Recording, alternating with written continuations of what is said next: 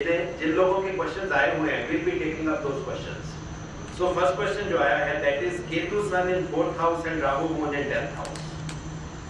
और में किसी भी राशि में हो सकता है, किसी भी नक्षत्र में हो सकता है। फिर उसका जो राशि का लॉर्ड है वो कहीं पे भी बैठा हो सकता है, फिर उसका जो नक्षत्र का लॉर्ड है वो भी कहीं पे भी बैठा हो सकता है, और वो कहीं पे भी बैठा हो सकता है। तो इसमें एक एग्जैक्ट ये देना कि इससे क्या हो जाएगा, लोग हमेशा ये जानना चाहते हैं कि सीधा क्या हो जाएगा सन केतु 4th हाउस।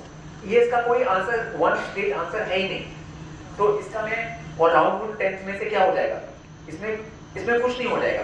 आप मतलब ये एक्लिप्स सिचुएशन है। मैं आप अगर लोग बोलना चाह रहे हैं एक्लिप्स सिचुएशन होगी, तो एक्लिप्स में अगर आप पैदा होंगे उसका कोई मतलब नहीं है कि एक्लिप्स में आप पैदा होंगे तो सबका सेम रिजल्ट आएगा।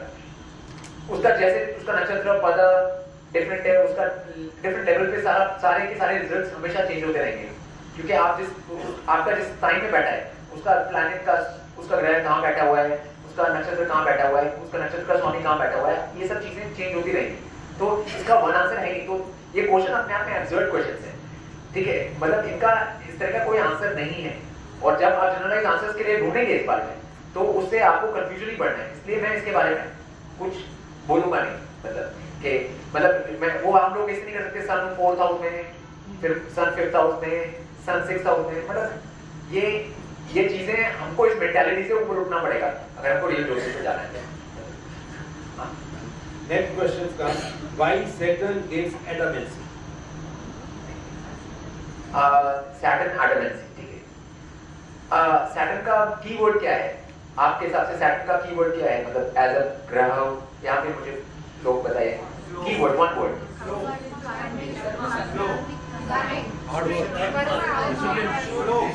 डिसिप्लिन, ठीक है। डिसिप्लिन जिन्होंने बोला वो सही वर्ड है, ठीक है। डिसिप्लिन, सैटर्न का कीवर्ड डिसिप्लिन है, ठीक है। चाहे वो आप लोगों को पसंद आए ना, ज्यादातर लोगों को पसंद नहीं आता है डिसिप्लिन, ठीक है, लेकिन उसका कीवर्ड डिसिप्लिन ही है, ठीक है। आप अगर डिसिप्लिन होते हैं और अपनी चीज में डिसिप्लिन हैं तो आप क्या दूसरे लोगों को एडमेंट नजर आएंगे?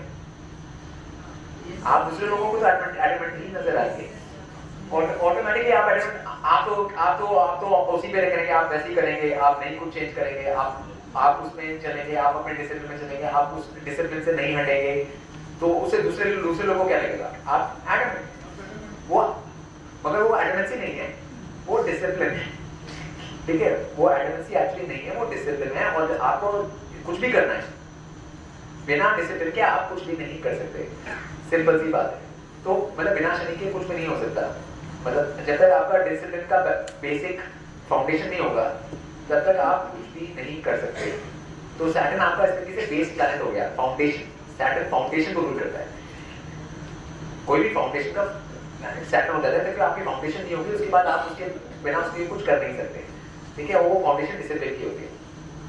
Next, why is Venus exalted in 12th house? तो वीनस आपने जैसे शुक्र का आपने जो प्लैनेट है जो, तो उसका अगर आप नेचर देखेंगे तो वीनस का बेसिक आप लोगों के हिसाब से क्या है? वीनस किस चीज के लिए है planet? for prayers, connecting to God, connecting to God, connecting to the different world. ठीक है, मैंने सारे सुन लिए, मैंने सबके सुने हैं आंसर्स। वीनस इन सब किसी भी चीज के लिए नहीं जो आपने सोचा। वीनस का खाली एक पॉइंट है, वो है interaction, being to being interaction.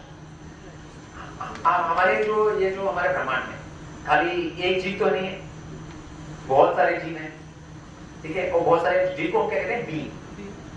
आप लोग सब बीइंग्स हैं, ठीक है। आप यहाँ पे बैठे हैं, आप लोग कौन हैं? बीइंग्स हैं ना यहाँ पे सब, ये सब बीइंग्स हैं। आप का जो नाम है आप वो नाम नहीं हो, आप का जो प्रोफेशन है आप वो नहीं हो, आप एक बीइंग हो। यहाँ पे हर आदमी, हर लोग जो भी है सब एक बीइंग है, चाहे वो मेल हो चाहे फीमेल हो चाहे कोई भी हो, आप बीइंग्स हैं यहाँ पे। तो बीइंग्स बैठे हुए हैं, तो बीइंग्स आपस में बातचीत करेंगे ना, उनमें कुछ इंटरेक्शन होगा बीइंग्स के बीच में आपस में। तो वो जो इंटरेक्शन है जब 1 से 2 हो जाता है, जहां से 1 से 2 हो गया तो उन दो में आपस में कुछ इंटरेक्शन होगा, वो इंटरेक्शन वीनस है। मतलब We call it attraction. मतलब interaction, This is seventh house principle. मतलब 7th हाउस होगा ना, फर्स्ट हाउस आप अकेले हो, फर्स्ट हाउस का मतलब क्या, आप अकेले हो, आप हो बस, और कोई नहीं है, आप हो और कोई नहीं है। तो आप जब 7th हाउस का रूलर वीनस हो गया, आप किसी दूसरे से डील कर रहे हो, आप अपने आप से नहीं डील कर रहे हैं, आप किसी दूसरे से डील कर रहे हो, तो बस आपकी डीलिंग हो गई ना मतलब। तो अब जब डीलिंग के लिए आपको क्या करना पड़ेगा, अब आप डील करते हो किसी से तो क्या करना पड़ता है, बिहेवियर। तो आपका बिहेवियर सही होना चाहिए, किसी भी दूसरे बीच से डील करने के लिए आपको बिहेवियर चाहिए। तो बिहेवियर का रूलर कौन हो गया, वीनस। ठीक है, अब बिहेव कैसे करना है, बेसिकली बात बिहेवियर पे आती सारी कुछ। तो वीनस किसका रूलर हो गया, बिहेवियर का। ठीक है, ठीक है, ठीक है। अब आपको सुख और वो सब जो भी मिलेगा, प्लेजर वगैरह, वो तो तभी जब मिलेगा जब आपका बिहेवियर ठीक होगा। ठीक है, वो तो उसके बाय प्रोडक्ट्स रिजल्ट्स वगैरह हैं बात की, वो बाय प्रोडक्ट है, उसका वो कोई डायरेक्ट। ठीक है, तो वीनस, तो अब जो वीनस का हायर एक्सप्रेशन है वो हमारे जो वेदिक स्क्रिप्चर्स में वो किस में माना जाता है, हमारा हायर एक्सप्रेशन वीनस कौन है, वीनस का Wife, partner, right partner. नहीं, कौन है वीनस का हायर एक्सप्रेशन, शुक्राचार्य. Samvit. हाँ, लक्ष्मी लक्ष्मी लक्ष्मी लक्ष्मी लक्ष्मी लक्ष्मी, जिन्होंने लक्ष्मी बोला, और ठीक है, Lakshmi is the highest expression of Venus. ठीक है, हाँ, तो लक्ष्मी क्या कर रही है, लक्ष्मी एक बीइंग है, वो दूसरा बीइंग से डील कर रही है। दूसरा बीइंग कौन है, विष्णु नारायण से डील कर रही है, बीइंग टू बीइंग डीलिंग हो रही है। ठीक है, दो बीइंग डील कर रहे हैं आपस में, तो वो पाव दबा रही है, तो वो फीट क्या है, 12th हाउस स्पाइसीज। ठीक ठीक ठीक ठीक है, तो ये हाईएस्ट एक्सप्रेशन हुआ ना वीनस का, ये मतलब जो भी आप तो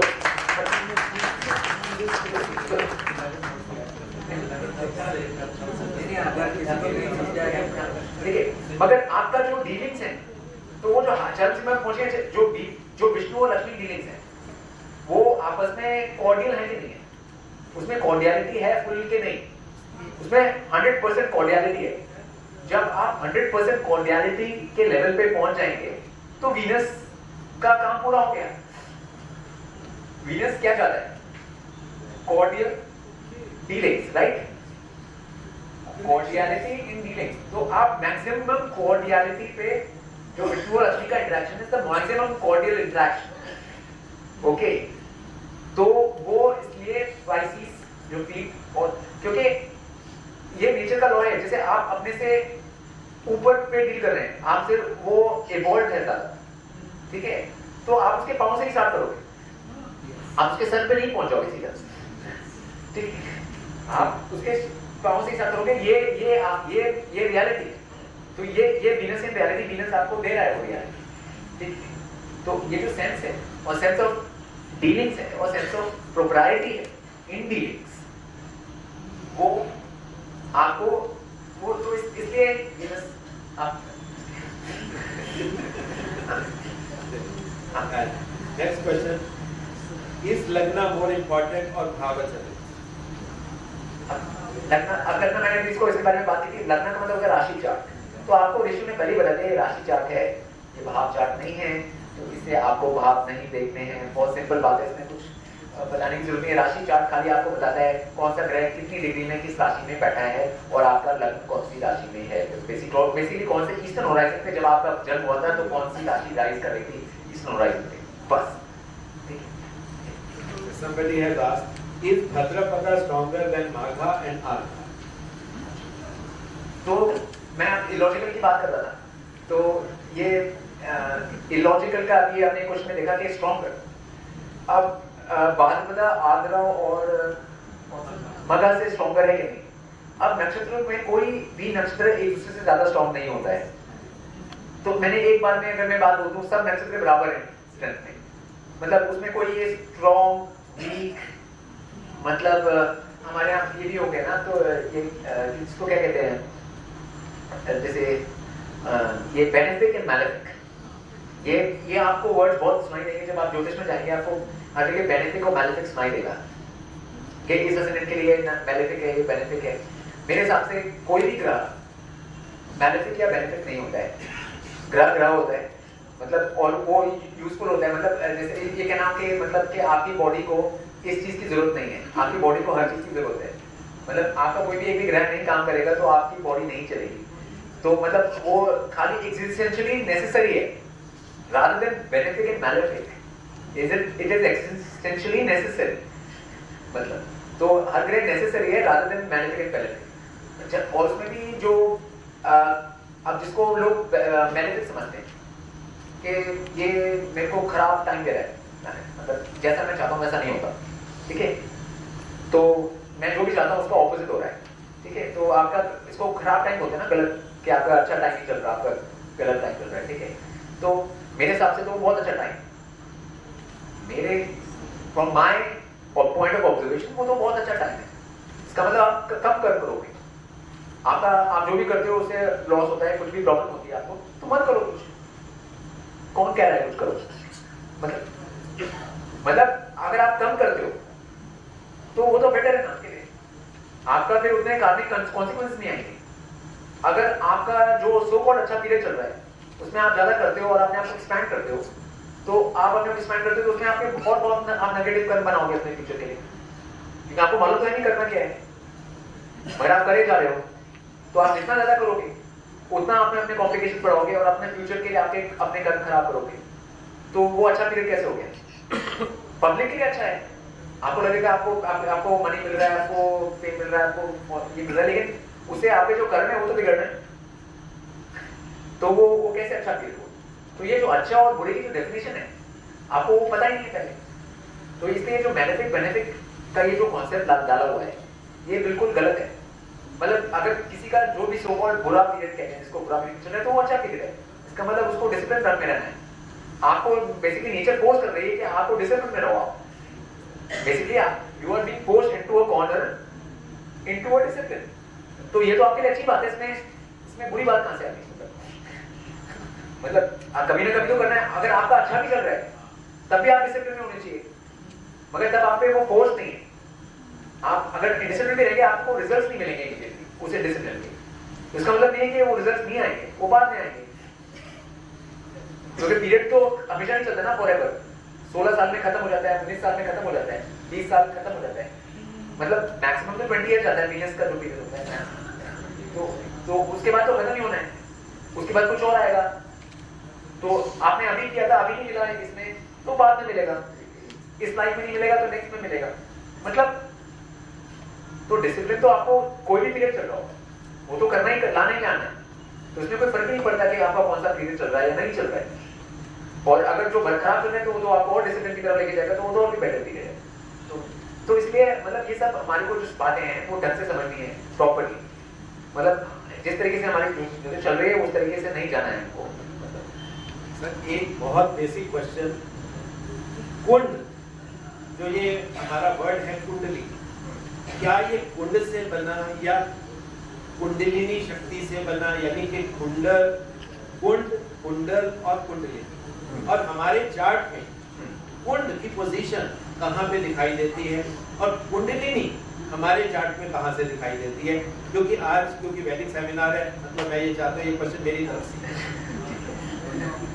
ठीक है, आपने जो वर्ड कुंड बोला, जो संस्कृत वर्ड कुंड है, उसका मतलब इंग्लिश और ट्रांसलेशन और कप, तो उसका मतलब होता है जो ग्रेल कप, जो होली ग्रेल का जो कॉन्सेप्ट है, जो ग्रेल का कॉन्सेप्ट है, वो cup within a cup within a cup within a cup. आप उसमें कितना भी जूम इन करते रहिए आपको वही कप दिखाई देगा, और जितना भी जूम आउट करते रहिए आपको वही कप दिखाई देगा।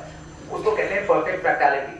वो जो वर्ड डिवाइन है उसको रिप्रेजेंट करता है। वो जो कप विदिन अ कप, जो कि जब शिव का जो एक वो स्ट्रेट लाइन बनी थी जिसमें ब्रह्मा ऊपर गए थे और विष्णु नीचे गए थे, वो उसका कोई एंड नहीं था, तो वैसा ही वो endless cup within a cup है।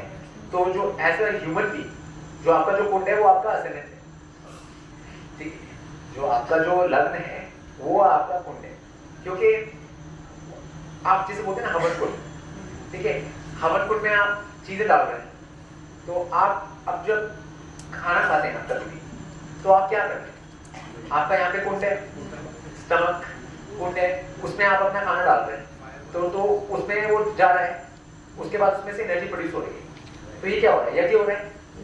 एवरी टाइम आप खाना खाते हो तो आप यज्ञ कर रहे हो आप, फिर उसका एनर्जी प्रोड्यूस होगी, आप उस एनर्जी से क्या काम करते हो, क्या एक्शन करते हो। तो ये सब किसके अंडर में आ रहा है? असेंडेंट के अंडर में आ रहा है। आपकी बॉडी क्या है? शरीर आपका असेंडेंट है, ठीक है। अगर उसमें मगर जो डाइजेस्टिव फायर है, जो फायर है वो 5th हाउस, ये वाला जो कुंड है वो 5th हाउस में आ गया। तो अगर आपको उसको स्पेसिफिकली प्लेस करना है चार्ट में, तो आप 5th हाउस में फिजिकल में आप प्लेस कर सकते हैं उसको, ठीक है। तो तभी मैंने बोला था 159 हाउस मोस्ट इम्पोर्टेंट है, क्योंकि जो 159 से ही आपका सारा कुछ, ऐसा मैंने लास्ट उसमें समझा दिया था। तो जो कुंडलिनी है, उसके बाद आप कुंडलिनी पे आते हैं, तो जो कुंडलिनी का जो जागरण है वो भी आपका 5th हाउस से ही पॉसिबल होगा, क्योंकि वहां से आप मंत्र स्टार्ट करते हैं। मंत्र मतलब आप वो बोलना स्टार्ट करते हैं जिसका सेंस है। आप प्योर प्रिंसिपल मुंह से बोलते हैं, या praise of higher and divine बोलेंगे, या प्योर प्रिंसिपल, दो चीजें मुंह में से आप बोलेंगे तो ही आप वो मंत्र कहा जाता है उसको। तो आप वो स्टार्ट कर रहे हैं, तो आपका जो कुंडलिनी जागरण है, जो कुंडलिनी एनर्जी है, वो आप पे तभी रिएक्ट करेगी जब आप सही मूल से बोलेंगे सही चीजें, हमेशा। मतलब आप वो बेसिक पॉइंट स्टार्ट कर रहे हैं कि मुझे नहीं मालूम फर्स्ट, जैसे गणेश पॉइंट, इसको गणेश पॉइंट कहते हैं। गणेश पॉइंट होता है जब आप बोलते हैं मुझे नहीं मालूम, आई डू नॉट नो, ठीक है। तो जब आप डू नॉट नो से स्टार्ट करते हो आप, तो उसके बाद आपको you start to know, because you start to learn. Learning कहां से स्टार्ट होती है? जब आप पहले मानोगे कि मुझे नहीं मालूम। जब आपको पहले ही मालूम है तो फिर तो लर्निंग पॉसिबल है ही नहीं, ठीक है। तो आप पहले मान लो कि मेरे को नहीं मालूम, तो उसके बाद आप सीखना स्टार्ट कर सकते हो। उसके बाद तो वो गणेश प्रिंसिपल है, वो भी 5th हाउस से आता है, ठीक है। क्योंकि आपका नोइंग या नॉन नोइंग का जो डिसीजन मेकर है वो तो 5th हाउस है।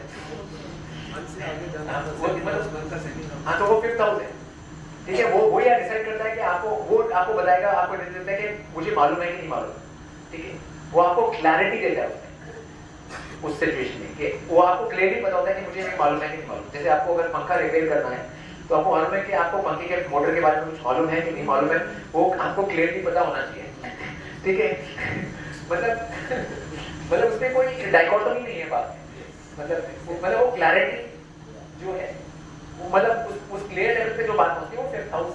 मतलब 4th में तो अनक्लियर रहती है, 4th में तो जनरल नोशंस आते हैं, ठीक है। वो मानस की फील्ड है, वो तो मन की फील्ड है। उसमें फील्ड में तो डिफरेंट, जैसे वेव्स होती हैं, जैसे आप कोई तालाब ले लीजिए, तो उसमें थोड़े वो रिपल्स, एक पत्थर भी डालता हो थोड़ा आते रहते हैं, तो आते हैं जाते हैं, उनमें उनका कोई फिक्सिटी नहीं है, ठीक है। बट 5th हाउस लेवल पे चीजें क्लियर और फिक्स हो जाती है, तो उसके बाद ही आगे बात बढ़ती है। तो 7th हाउस 8th हाउस का मतलब वहां पे मूलाधार चक्र की पोजीशन ले रहे हैं, हाँ। और वहां से फिर कुंडलिनी की मतलब आगे बात जाएगी। अरे वो तो फिजिकली तो आपके 8 में ही बैठेगी, 8 में बैठेगी, लेकिन जो उसका एक्टिवेशन पॉइंट है वो 5th है। और दूसरा जो कुंडल की बात है, Kundal that means are you taking it as Vedant Kundal? आप जैसे आप ईयर्स देखिए, आप ह्यूमन बॉडी में ईयर्स हैं, जो आपके वो कहाँ पे कौन से हाउस में बैठे हैं?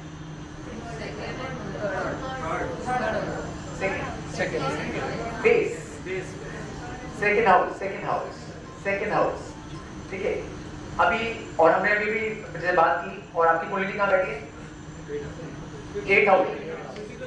हाँ, फिजिकली 8 में बैठी है, और फिजिकल जो ईयर हम फिजिकल लेवल पे बात कर रहे हैं, तो फिजिकल ईयर आपके यहाँ पे बैठे हुए हैं, तो जो सेकंड 8th एक्सिस आ गई, 2 का एक्सिस आ गया, तो आपका जो वो दोनों चीजें आपस में कनेक्ट हो गई। मतलब वो आपका, और जो जैसे अब जैसे कुंडली जागरण हो जाएगी किसी का, तो उसका जो फेस पे इफेक्ट आएगा, उसका जो तेज है, तेज जिसको कहते हैं तेज, वो कहाँ पे आएगा? फेस के ऊपर आएगा ना। तो मतलब आप समझ लीजिए, तो इसलिए वो बातें कनेक्टेड है आपस में 8 से 8, मगर उसका जो एक्टिवेशन पॉइंट होगा वो हमेशा 5th होगा। तो जो 159 से चलेगा, जो मैंने लास्ट टाइम पे समझाया था, हाँ, ठीक है, उसका बाय प्रोडक्ट है 8 में, उसमें 8 में जो होने लगी होगी वो बाय प्रोडक्ट है 159 का। जब आप 159 स्टार्ट करना करते हैं, तो 8 जो 12th है 9 से, उसका तब वहां से स्टार्ट होता है, ठीक है। ये क्वेश्चंस मैंने आपके लिए पूछा था क्योंकि आपने कहा था ना कि हम कहाँ से शुरू करेंगे, ये शुरू करने के लिए मैंने शुरू करवाया। जब कोई भी मंत्र बोलते हैं तो आपको जो मंत्र बोलना है वो नहीं बोलना है जो कहीं पे लिखा हुआ है। जैसे मैं आपको समझाता हूं, जैसे रावण ने शिव की प्रेस की तो उसको क्या बोलते हैं, शिव तांडव स्तोत्र, ठीक है। तो वो जो प्रेस रावण ने की वो खुद की अपने आप बनाई, ठीक है, करते हैं तो वो कॉमन होगा। हाँ, अब तो जो अब जैसे हनुमान चालीसा इसमें तुलसीदास ने लिखी, तो उन्होंने खुद लिखी, आप लिखी नहीं मतलब बोले, मतलब पहले लिखते तो लिखते बोलते, ठीक है, तो उन्होंने बोली, तो वो उनका अपना, आप कोई दूसरा उसको रिपीट करेगा और उसको दूसरे को कोई फायदा नहीं होने वाला, ठीक है। आपको अगर कुछ भी बनाना है तो वो खुद बनाना है, और उसमें जो ये जो सिंबल है जो जिसका मैंने आपको उच्चारण बताया उससे स्टार्ट करने की जरूरत नहीं है।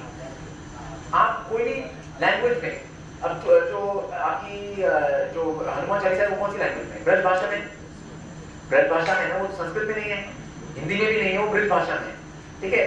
तो आप अगर कोई गुजराती, पंजाबी, तमिल, तेलुगु, किसी भी लैंग्वेज में, इंग्लिश, किसी भी लैंग्वेज में आप सच्चाई बोलते हैं, ट्रूथ बोलते हैं, प्योर प्रिंसिपल्स बोलते हैं या प्रेज और डिवाइन करते हैं, वो मंत्र ही माना जाएगा, ठीक है। उसमें संस्कृत की भी जरूरत नहीं है, संस्कृत की भी जरूरत नहीं है, उसमें जरूरत है कि आप सेंटर में से बोले, वो अलग बात है, मैं वो बाद में समझाऊंगा, ठीक।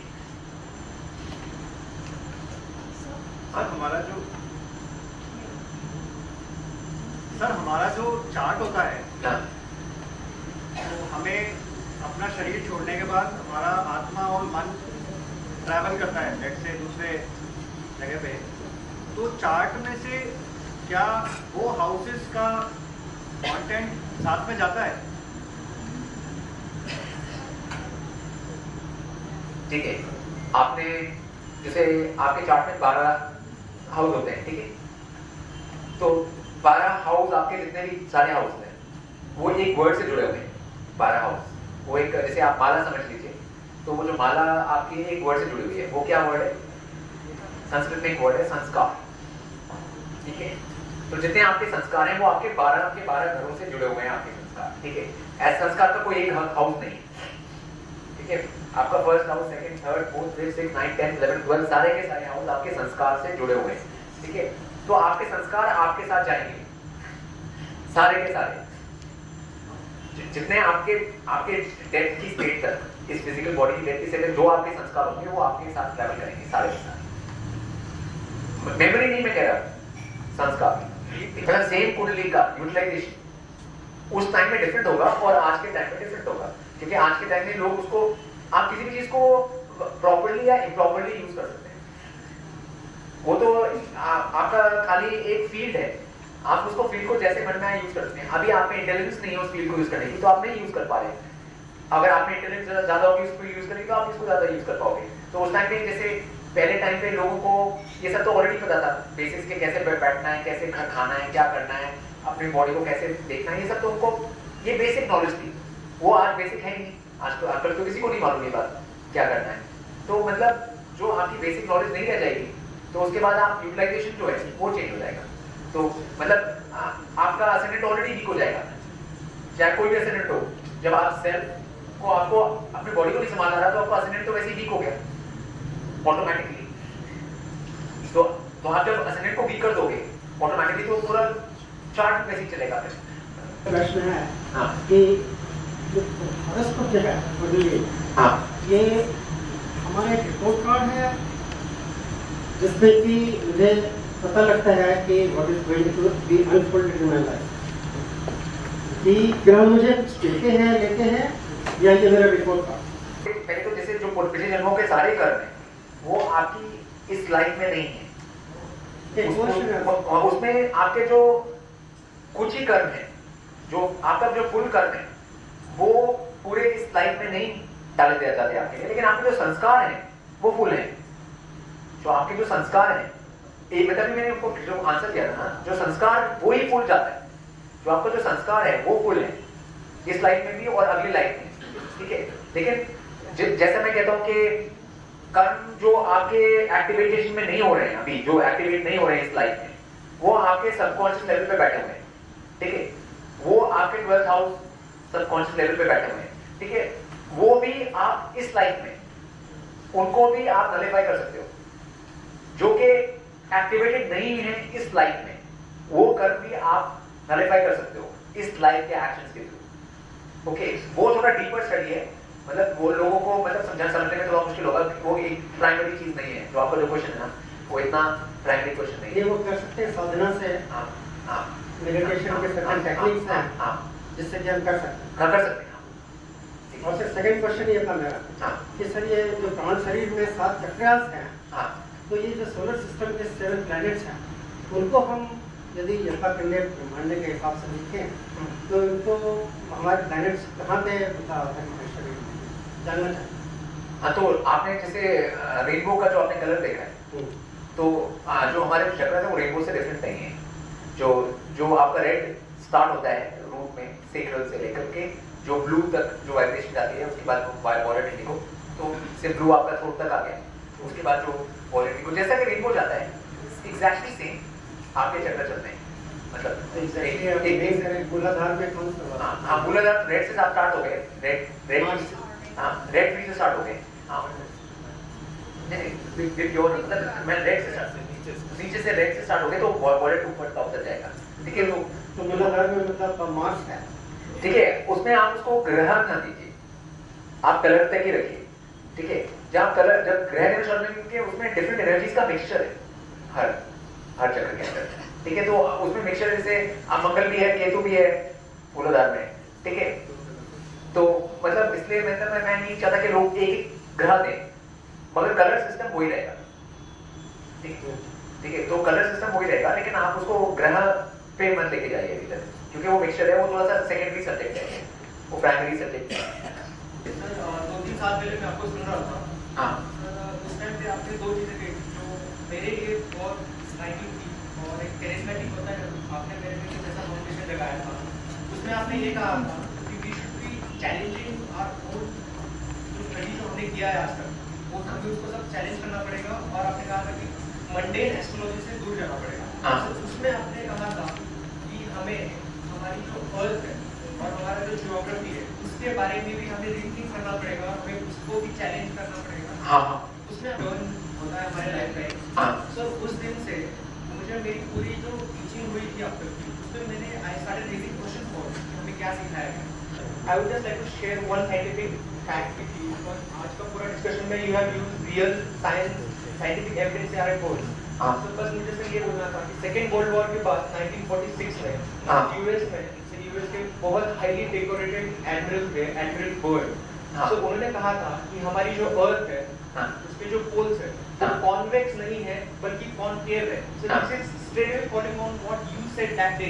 हाँ, तो सर उन्होंने कहा था कि लगभग 6000 किलोमीटर का ऐसा एरिया है कि जो हमने ट्रैक किया है, मतलब ग्लेशियर्स के बाहर एंटार्क्टिका में, हाँ, वहाँ पे माउंटेन्स है, ट्रीज है, everything whatever is lands beyond the Antarctic Circle, lands beyond the Antarctic Circle, that's what you're talking about, yes. Sir Yeah. That is what I think you are such a boon to mankind sir, such a way मतलब उसमें भी हमारे ज्योतिषियों को ये बात पहले पता चलनी चाहिए फ्लैट अर्थ की, क्योंकि जो हमारी जो कैलकुलेशंस है ज्योतिष की वो जियोसेंट्रिक फ्लैट अर्थ मॉडल पे बेस्ड है।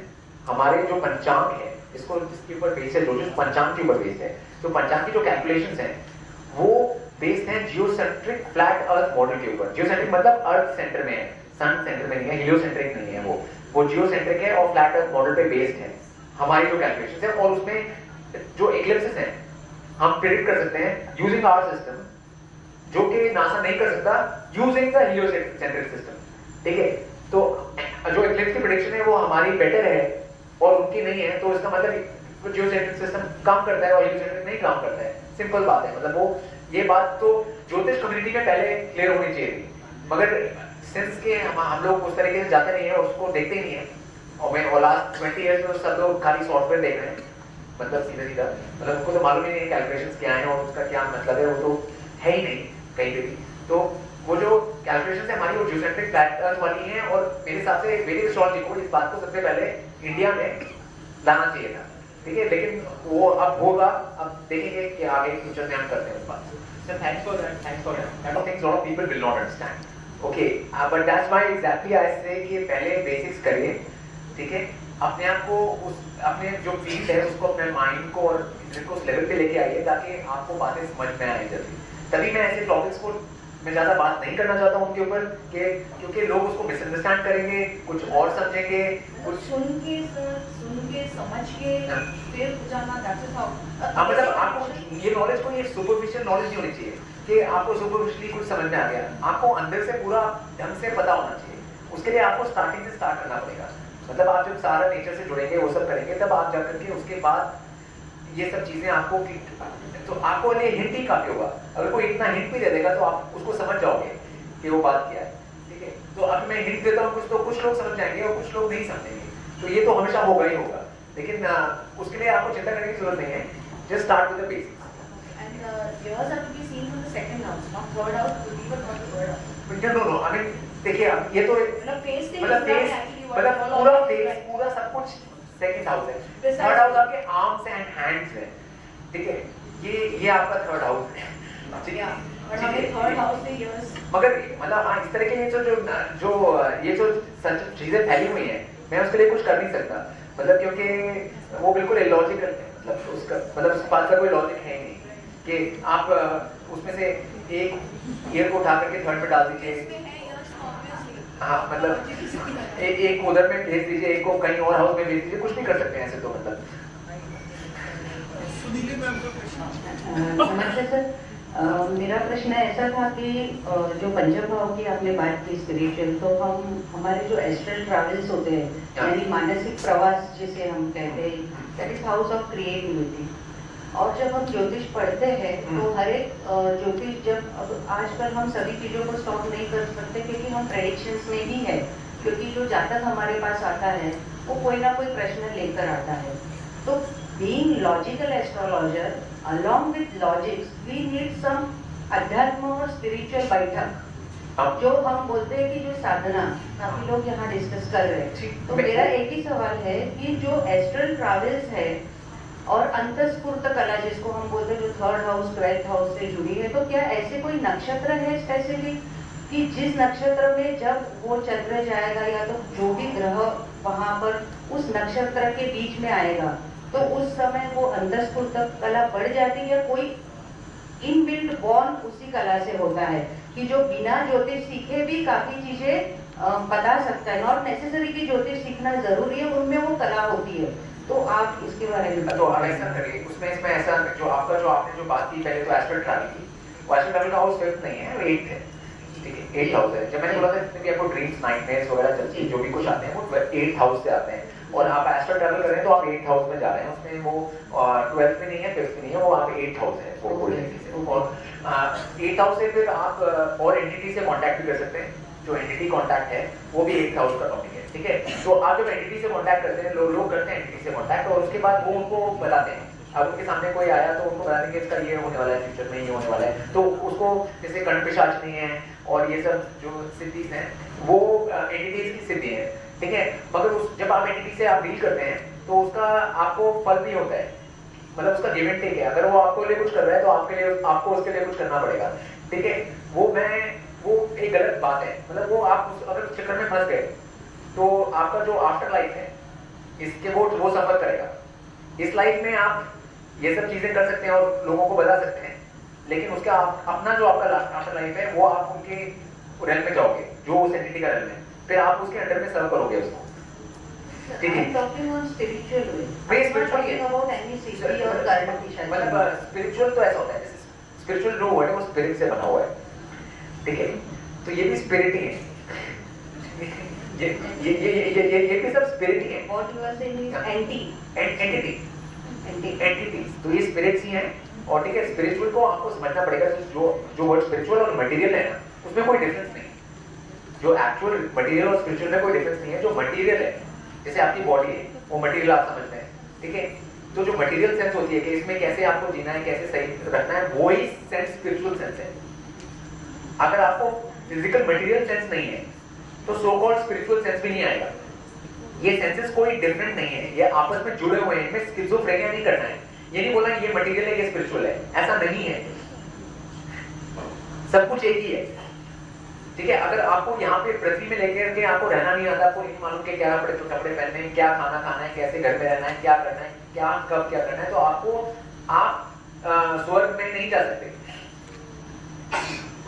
जो रेल्म है, क्योंकि स्वर्ग में वो भी फिजिकल है, मगर आपकी बॉडी डिफरेंट है। ये बॉडी नहीं होगी, मगर वो बॉडी भी फिजिकल बॉडी है। जो आप जैसे आपका जब डेथ होता है तो आपका जो शरीर निकलता है, ये फिजिकल बॉडी छोड़ती है, वो शरीर में भी आपको पेन और प्रेशर, अगर आप उसमें भी आपको पेन मारेगा तो आपको पेन होगा। ठीक है, तो वो भी फिजिकल ही है। उसका मतलब जैसे नहीं कि आपने जैसे आपने एक कपड़े छोड़ दिए पहन के, दूसरे कपड़े पहन के, या आपने वो कपड़े छोड़ दिए, उसका मतलब ये नहीं आपका फिजिकल खत्म हो गया। वो जो शरीर है आपका जो निकलेगा, जैसे रशियन डॉल्स होते हैं ना, रशियन डॉल्स में डॉल के अंदर डॉल के अंदर डॉल के अंदर डॉल के अंदर डॉल होता है, तो आप बाहर वाला डॉल तोड़ दो तो अंदर वाला डॉल निकल आएगा, वो भी डॉल ही है। ठीक है, मतलब आपका वो फिजिकल खत्म नहीं होगा। आपको ये जो मटेरियल और जो स्पिरिचुअल का जो स्किज़ोफ्रेनिया जो फैलाया हुआ है वो खत्म करना पड़ेगा पहले। जो मटेरियल है वही स्पिरिचुअल है, दोनों चीज जुड़ी हुई है आपस में, वो ऐसे हैंड ग्लव है। ठीक है, उसमें आपको जो मटेरियल सेंस है, जैसे ऋषि लोगों पे जहाँ पे अगर वो पृथ्वी में है तो उन पे मटेरियल सेंस था, तो तभी उनके पास स्पिरिचुअल सेंस है। वो दोनों सेंसेस आपस में जुड़े हैं, ऐसा नहीं कि आप पे एक सेंस आ जाएगा और दूसरा नहीं आएगा, ऐसा नहीं हो सकता।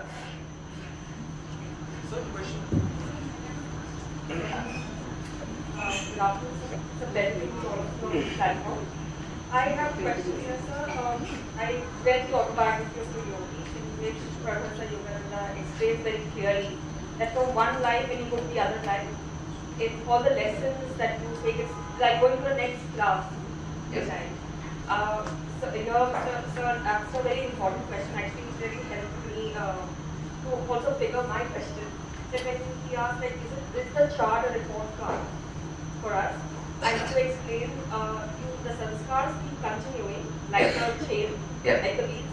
Yeah. But the karmas are different. I'm just a bit confused in that.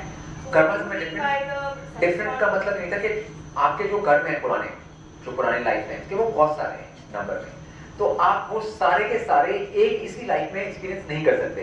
ठीक है, तो उसमें से कुछ कर्म आपके डेजिग्नेटेड होते हैं इस लाइफ में एक्सपीरियंस करने के लिए, जो आपका सम टोटल हुआ उसमें से एक आपने एक पोर्शन निकाल लिया, आपने बोला बस इतना मैं इतनों से डील करूंगा, क्योंकि आप पूरा डील करना आपके लिए संभव नहीं है। नॉर्मल बीइंग के लिए पूरे सारे कर्मों के साथ एक साथ में डील करना संभव नहीं, तो उतने सारे आपके वो इसमें डाल दिए जाते हैं इस लाइफ के लिए। लेकिन मैंने उनको बोला कि आप अगर कोई चाहे तो जितने जो छोटे वाले हैं उनसे डील करने के बाद जब आपने उनको नलिफाई कर दिया जो आपको डील करने थे, आप जो पूरा आपका जो बैंक अकाउंट है कर्मस का एज अ होल, उसको भी आप नलिफाई कर सकते हैं, आप उस लेवल पे जा सकते हैं। मैंने ये समझाना था, but you have to start with the ones which आपके जो अभी हैं इस लाइफ के लिए फ्रैक्टिफाई होने के लिए, जो अभी फ्रैक्टिफाइड हैं basically. The question was, what do you mean by the sanskaras and karmas? I understood. What do you mean by the sanskaras? What is sanskara? संस्कार इज आपकी नेचर। आप हो तो आपकी एक नेचर है ना, आप हर चीज को एक तरीके से देखते हो, आपका एक देखने का नजरिया है चीज को। ठीक है, वो आपके संस्कार हैं। आपको क्या पसंद आता है, क्या नहीं पसंद आता है। कभी लोगों को ये फूड एकदम पसंद आता है, नहीं आता है, ये सब आपके संस्कार हैं। ठीक है, your likes dislikes, your general nature, ठीक है, मतलब your way of interacting with other beings, मतलब ये सब आपके संस्कार में आते हैं। This is found in the fifth house. Is this found in the fifth house? वो आपके पूरे चार्ट में, ठीक है, फिफ्थ में उसका एक स्ट्रॉन्ग पॉइंट है, 159 में उसके स्ट्रॉन्ग पॉइंट्स हैं संस्कारों के, 1, 5, 9 में। A very silly question. After listening to you, should we all continue astrology studies?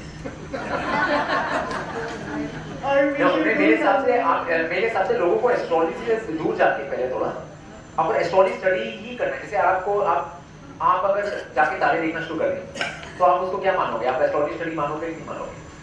अगर आप नाइट स्काई देखना स्टार्ट करते हो तो आप वो भी एस्ट्रोलॉजी स्टडी है, लेकिन मेरे हिसाब से जो एस्ट्रोलॉजी स्टडी है वो डिफरेंट हो गई अब। हाँ, तो मतलब मेरे हिसाब से अगर लोग YouTube वीडियो अगर देखना वगैरह बंद करें तो ठीक है, मतलब मेरे हिसाब से उसका कोई प्रॉब्लम नहीं है। आप नेचर से जुड़े पहले, ठीक है।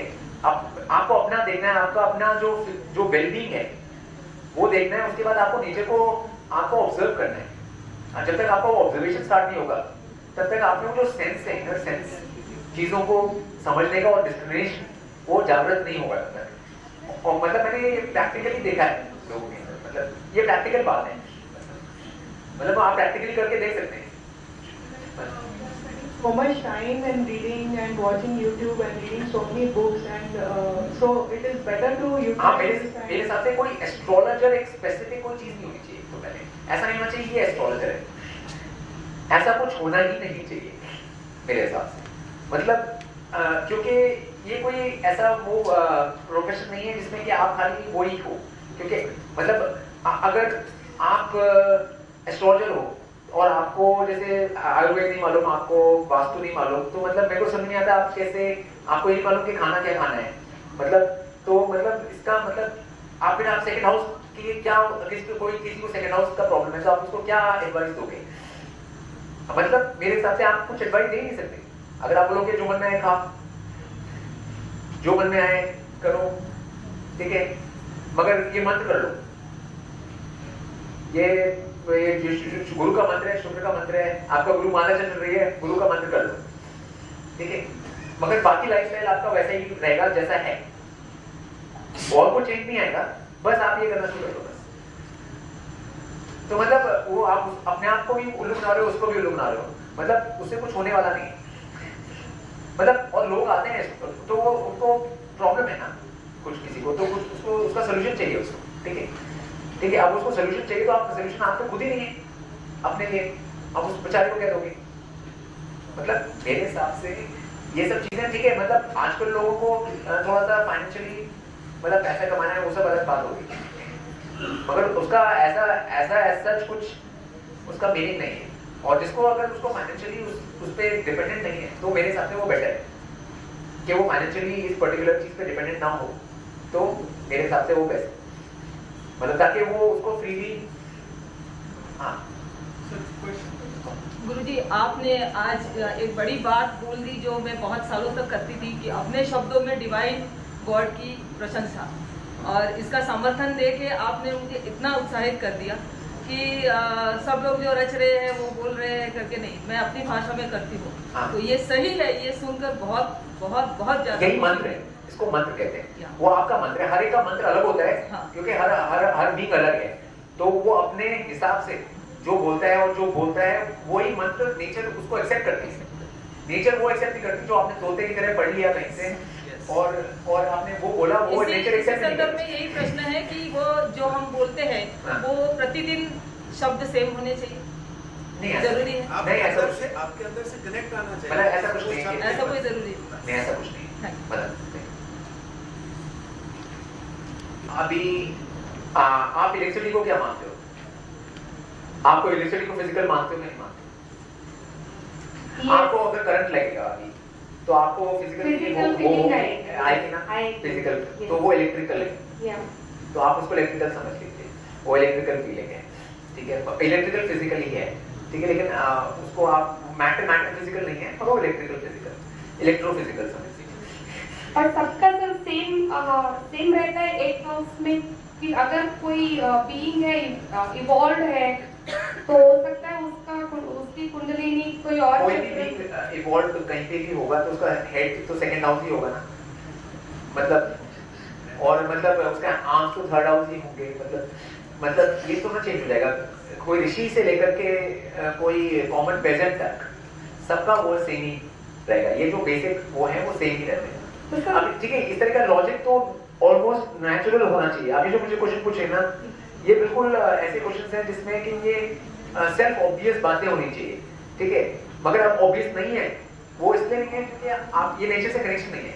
ये जो सारे क्वेश्चंस हैं मेरे को जो आ रहे हैं वो नेचर से डिस्कनेक्शन के रिजल्ट है बेसिकली, मतलब और कुछ नहीं है। मतलब से पता चलेगा आपका कि आपका इंक्लिनेशंस क्या है, ठीक है, लेकिन उसके बाद जो एक्शन है वो तो कुंडली नहीं कर सकती, कुंडली तो एक्शन नहीं करती, एक्शन कौन करता है? एक्शन तो आप करते हो ना, तो आप डिसाइड कर सकते हो, आपकी कुंडली तो इंक्लिनेशन दे रही है ना खाली, हाँ मतलब आप एक्शन तो आप कर रहे हो, तो एक्शन आप डिसाइड कर सकते हो कोई भी एक्शन जो भी करते हैं। तो अगर किसी की कुंडली है दिखा दी है वो एक्शन नहीं करेगा तो उसका नहीं कुंडली नहीं कुछ होगा। जैसे तो वो इंक्लिनेशन समझना था। Hello. Yeah, thank you. So a question is that when you are born, there are some karmas which you have done. There are some unfinished karmas that you have done. So sometimes it comes as Rinanubandhan, becomes as part of it because these are people you are connected with. Yes. How do you understand that? Okay, this is for attaining solitude or attaining moksha for that matter. These are the right areas to do your karma. And so basically, if there is a Rinanubandhan, there's something give and take. So how do you know that you have to give over here, and probably you can avoid taking it from others? Okay, that's sensibility. Basically, you're talking about the sense and sensibility. Okay, the point is that sense and sensibility cannot come unless you have connection to nature first. Okay, that's what I'm saying. Like, उसमें ऐसा नहीं होता कि आपका कुछ भी fixed है. There's nothing which is fixed. Okay, there's nothing which is like that you have to deal with this person. There's no have to. Okay, in the whole universe there is never a have to. But okay, you can avoid anything. But you have some pending karmas, so that's the Even if you have pending karmas, doesn't matter. You don't have to deal with them directly. You can nullify karmas without actually dealing with the karmas. Okay. You can nullify. It's called tapasya. Sadhana. There is a thing called tapasya, which nullifies karmas without you actually dealing with any karmas. That's called tapasya. There is a concept for that. It's called penance in English, which is basically tapasya means praising, bowing, and serving. That's what it is. If you praise the higher, you bow to the higher, and you serve the higher, then you don't have to deal with any other thing in your life. Okay. So when Hanuman is doing tapasya, like he is serving Ram, right? Okay. He is praising Ram, bowing to Ram, serving Ram. So that is tapasya. Now he doesn't have to deal with. There is no particular being on earth, any other, whom he has to deal with or who is bound to. Okay. In any way, shape, or form. So basically, you're saying that if you provide purpose to the higher self, you higher self, higher beings, not say self. Like yes, the actual beings. Like when Arjuna is dealing with Krishna, Krishna is a being, Arjuna is a being. Krishna is a higher being, Arjuna is a lower being. So he is actually dealing with that being, and he's doing whatever he says. After that, it doesn't matter what his interactions or relationships are with any other being or what not. Like that is not of any consequence. Yeah, but I mean, that's what I'm saying. Yeah. When you deal with a different being, Yeah. there comes a point where you start understanding that being, you start being with that being, Yeah. and you start to understand that there's some limitations of that being as well. Yeah, the limitations of it that you will find it. So how do you identify a theme, or as I said, the higher self or the higher? So because you started connecting with nature first. Okay. Because you start connecting with nature, you'll give you that sense of what limitations of different beings there are or what they are. Like otherwise you will not know. That's why like in India, all these fraud gurus and babas have taken over so much because people are not connected to nature. Okay. So they can't tell, okay, now this baba or this guru is also not connected to nature. Okay. So they go with them because they don't know. They themselves are not. Yeah. Okay, so that's what creates the illusion. They're The illusion. They're in search of That illusion is created by your disconnection, your own personal disconnection with nature, like, which is a basic thing which everyone has to do. Okay, which is there for everyone, no matter what their karma is. ऐसा कोई कर्म नहीं है जिसके लिए आपको nature के से आपको डिस्कनेक्ट होना पड़े. ऐसा कोई कर्म किसी का नहीं है, और ऐसा there is no such concept even at all, like that you have certain things that which make you go away from nature or disconnect from nature or anything like that. You have such pending karmas which you have to take care of. There is no such thing. Okay. Yeah, person can leave everything and go or sit under a tree anytime. Like, okay, I mean, as Buddha did, or like, yeah. You can execute your free will. Yeah, yeah. There is no point. Yeah, yeah. Hare Krishnans and circumstances in a horoscope, and they're very transparent and very clear about the situations. But nowadays, I've seen, even though one of the best Jyotishis or astrologers know about the bad situations or the bad dasha, still they hide it. They try to be positive and they try to motivate the native. And I think are they scared of themselves or getting into a karma that they don't reveal the facts, or what exactly? But I think they don't have any definition of good or bad in the first place. They don't know what is good or what is bad. Correct. I mean, just even in older times, rishis were never talking about good or bad. Even whatever is Parashar Ora Shastra, which you think is written by a rishi, most of the thing which is in Parashar Ora Shastra is not by Parashar at all. It's been added in the Middle Ages. We have had 1500 years, 2000 years to corrupt these texts. This is not the actual speaking of Parashar, what Parashar said 5,000 or 10,000 years ago, whenever, what he said is not there in that document which we have right now. So people think Rishis said these things. Rishis never said any such thing. Even if Ram is getting Vanvas, okay, he is at whatever period, but that's not considered a bad period. Okay, I mean, if he didn't go to the Vanvas, then he won't be able to do what he was meant to do, or like, and Vanvas is considered a good thing. He's in a better forest environment, he's staying in the same kind of environment where Rishis stay in all the time. So then Rishis must be in bad circumstances all the time, because they're always in Vanvas. Rishis are always in Vanvas, so they must be in bad circumstances all the time, according to that theory. Like, it's not so. You know, one is not a bad place. It's actually a place where you feel better, you don't get diseases, you don't get anything, you have a much easier life body, that thing. Then you will be in a palace, you know. So people have just made up these things. So today's astrologers don't know good and bad, they don't know what Graha is going to do at all, I'm saying. Forget about like good and bad. Good and bad is later. First you have to know what it's going to do. Okay. Then that is your coloration of whether that is good or bad. That is the color which you put on it later. Okay. First you don't even know what it's going to do. So, yeah. Thank you, sir. Yeah. Thanks. Sir, I have one question. Yes. What is a combination in a horoscope which makes a good astrologer, and which are the most important planets in any astrologer's horoscope which help in giving good predictions? Okay. First I am saying there is no such thing as an astrologer in the first place. Okay. So आपने बोला what will make a best astrologer, and I am saying there is no such thing as just an astrologer. Okay. तो ये तो first as such में कोई concept ही नहीं है. Either a being is learning Vedic sciences as a whole, उसके लिए 159 houses have to be active. I have said like first, fifth, ninth. Okay, combinations and connections between first, fifth, and ninth house. Okay, that is the most important thing for learning any Vedic science. उसमें कुछ अभी ये हमको mentality से निकलना पड़ेगा कि ये एस्ट्रोलॉजर होता है, कुछ खाली एस्ट्रोलॉजर है ये, मतलब उसमें प्रेडिक्शन का मतलब ये है कि आपको कोई जो मैकेनिक्स है वो ढंग से पता है, ठीक है, वो जो भी पूरा वो अभी लोगों को मालूम नहीं है, लोगों को कंफ्यूजन है उस बारे में. So that way nobody is a good astrologer. Okay, so इसमें बात ये है कि like some people can be more better with dealing with people than other people. Okay, that's the only thing कि उसमें वो डीलिंग कैसे कर रहे हैं, मतलब that's all. But first 5-9 houses are the most important house for spiritual, what you call spiritual, material spiritual, because first house is material only, your physical body, how you what you do with it, what you speak with it, what action do you do with it, with a sense of propriety and sense of divine connection, which is 9th house, along with your intelligence, 5th house. तो वो आपको करना पड़ेगा. That is the only thing which you can see in a chart to see whether this being is going to do something right or not. मगर उसके बाद ही ये जरूरी नहीं कि वो करे, because that is enough free will, that's an action. Okay. Yeah.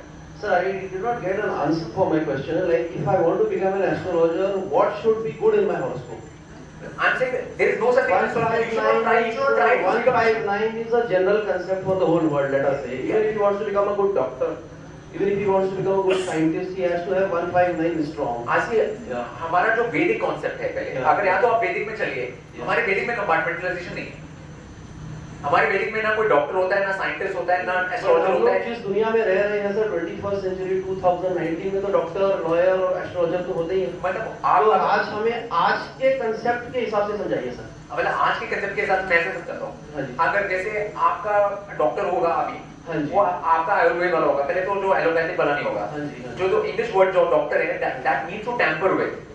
जो इंग्लिश टर्म डॉक्टर होती है, जो आप किसी को डॉक्टर डॉक्यूमेंट, मतलब आप उसके साथ कुछ खिलवाड़ कर रहे हैं, कुछ गड़बड़ कर रहे हैं. तो जो डॉक्टर है वो आपकी बॉडी के साथ खिलवाड़ कर रहा है, वो आपकी बॉडी को खराब कर रहा है. मतलब वो डॉक्टर कैसे बॉडी को खराब कर सकता है? डॉक्टर के पास जब बॉडी खराब होती है तो हम जाते हैं ठीक करने को. वो ठीक है, लेकिन वो उसके साथ खिलवाड़ नहीं, वहाँ को मेडिसिन देगा, इसको एलोपैथी में मेडिसिन कहा जाता है. ठीक है। वो एलोपैथी में जो आपको मेडिसिन देगा वो पॉइजन है, वो आपको 1000 साइड इफेक्ट देगी।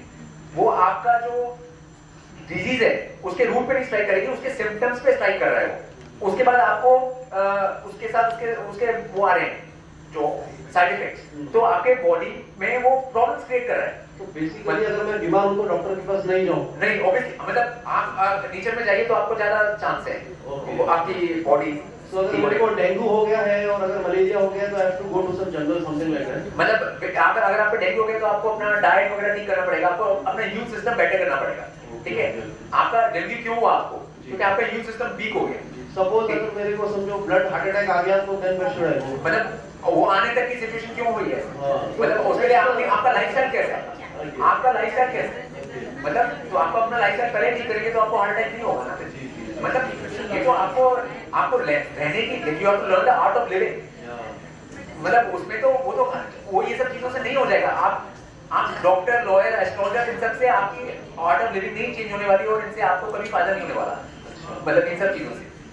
मतलब तो ये सब चीजें वेस्ट से आई हैं, कंपार्टमेंटलाइजेशन। जब हम वैदिक वर्ड यूज करते हैं, जब अभी हम लोग वैदिक एस्ट्रोलॉजी में बैठे हैं, यहाँ पे वैदिक में बैठे हैं, वर्ड जब वैदिक आ जाएगा तो कंपार्टमेंटलाइजेशन वहीं पे खत्म है। आप पहले समझ लीजिए जो आयुर्वेद वाला है उसको भी ज्योतिष आनी चाहिए, उसको भी वास्तव होनी चाहिए, आयुर्वेद वाले को ज्योतिष मालूम होनी चाहिए।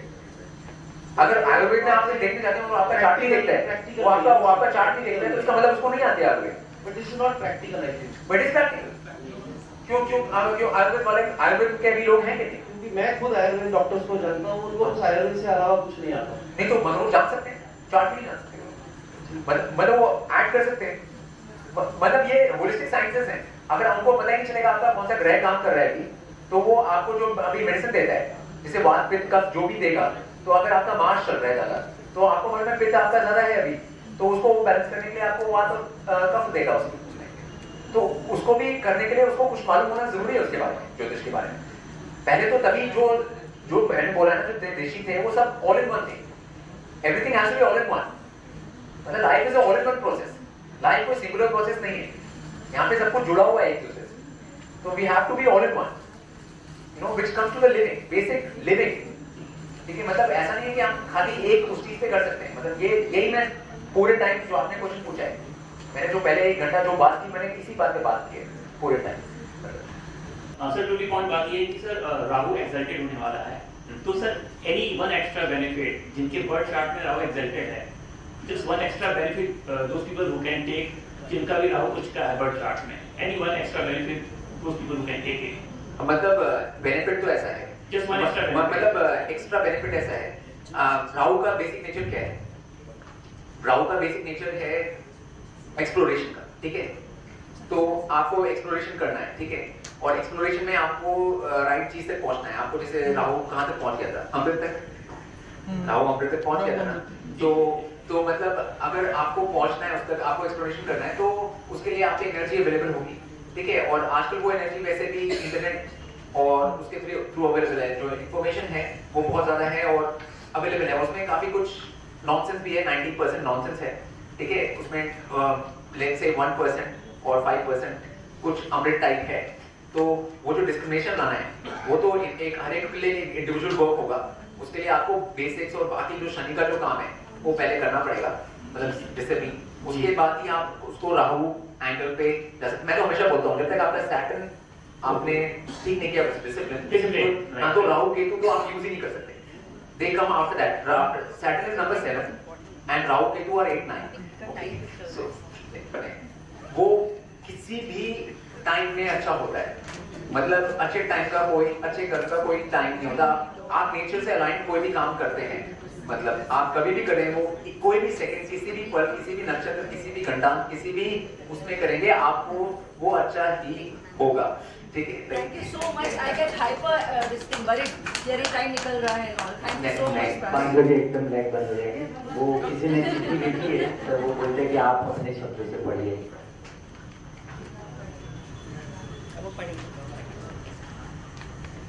ये लिखा हुआ है इसमें, who is close to nature is close to God.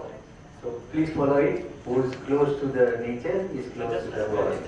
Then, thank you. We would like to know special features about Ardra Nakshatra. Thank you. Adra Nakshatra is, it carries the Shiv's Rudra energy. So, like Rudra means like what I've been sort of doing since I started my talk. I think Adra started in the morning, and it was like disseminating or destroying all the old notions through intelligence. Okay, a sense of intelligence. Okay, it's not a warfare on a physical level. It's a based on intelligence. Okay, Adra deals with intelligence. Okay, so it's not a very physical nakshatra in that way. Okay, and it deals with electricity. Right now you are seeing all these things around you, this electric bulbs, electric devices, electronic devices and all of that. They fall into the purview of Adra. Okay, along with Aquarius. Okay, so Aquarius Shaktisha does the same thing in Aquarius. And then Adra is the same nakshatra which deals with all of the electronic devices and electrical nature. And finally, that's why I always say our bodies also are electrical in nature. If people don't know that, but our bodies are electric equipment only, like electronic equipment, our bodies actually. So what in the brain synapses, whatever you are having all these connections between neurons, and they are all electrical impulse signals which are taking place out there, which is again coming under the purview of Adra. So like your brain activity, how it is happening, and all of that, and what can go wrong if it's hyper or it's too low or any kind of thing, that will fall under the auspicious of the Adra Nakshatra. And it obviously deals with moisture, it deals with lightning and thunder, which finally leads to rain, and the skies clear up in Punarvasu. Punarvasu is the, once the rain has happened, the sun comes out and it's that pleasant, that thing. So Adra is the nakshatra before that. Okay, it deals with the lightning and thunder and all of those, because again it's electrical nature. All of these processes in nature are actually electrical in nature, and soon people will come to know that most of the things around us, this world which we call physical world, is EM waves only, electromagnetic waves only. So all this kind of knowledge and understanding of the reality of this realm we are living in, this plane we are living in, comes under the Adra Nakshatra. And there's another thing I wanted to add on top, even when people are talking about Pap Grahas and Shubh Grahas, there's this kind of terminology which is still being used right now. We have to get rid of it, because I don't think Mars and Saturn are Pap Grahas. Okay, Pap means it's a bad thing, isn't it? Like some papi or like some sinner or some sort of a great wrongdoer. Without Mars, you won't have the energy to do anything in the first place. So question of Pap, if that is a Pap only, in having energy at all, is a Pap, then it's a Pap Graha. So people have to think twice before using these kind of terminology which have crept into our system over the last 1,000 years. This Pap Graha, things like that, and that's why people make all kinds of that things. So if any benefic they see in Dashas and stuff, they say, good things are going to happen just because Jupiter has come or Venus has come or Moon has come. Moon which is not affected by anything, people consider that benefic and it's considered Shubh Graha. It's not so, and a lot of people suffer a lot during the periods of those particular grahas, and this is all it creates wrong connections in the brain, wrong electrical connections in the brain. Using this terminology creates a wrong impulse in the brain, so wrong synapses, which is again part of Adra. So the less you speak these things, less these kind of connections you will make in your brain.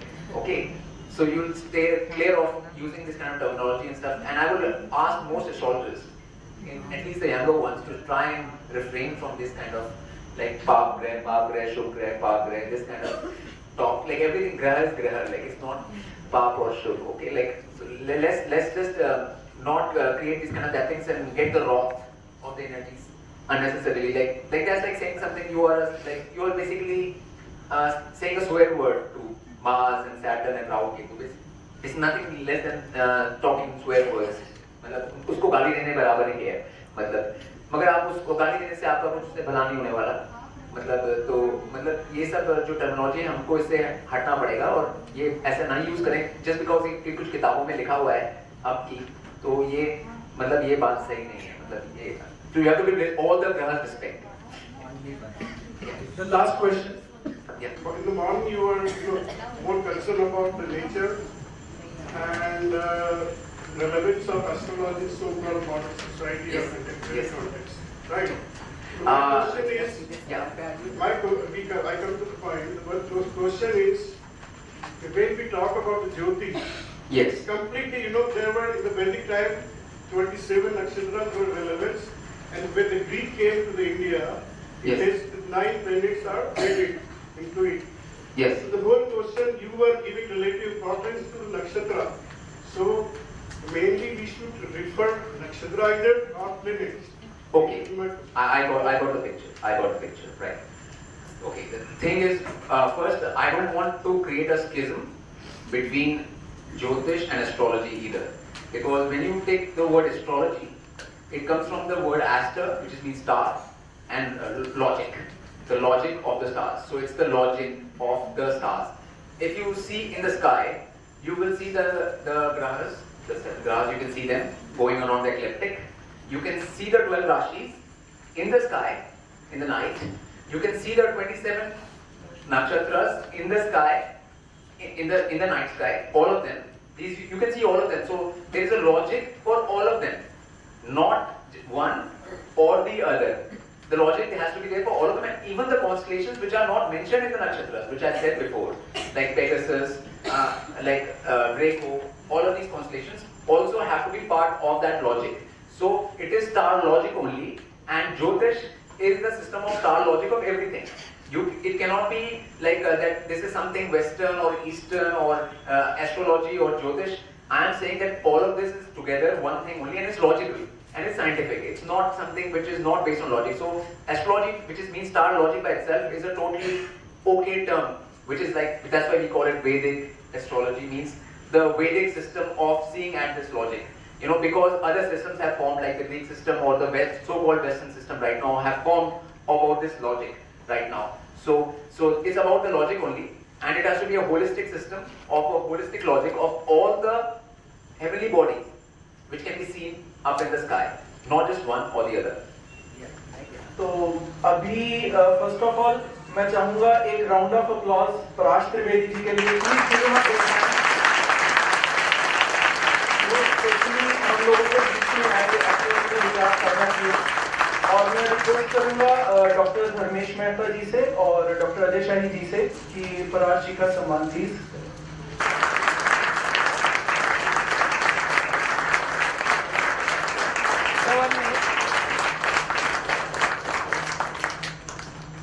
We are all privileged to be in this company, to be even before that.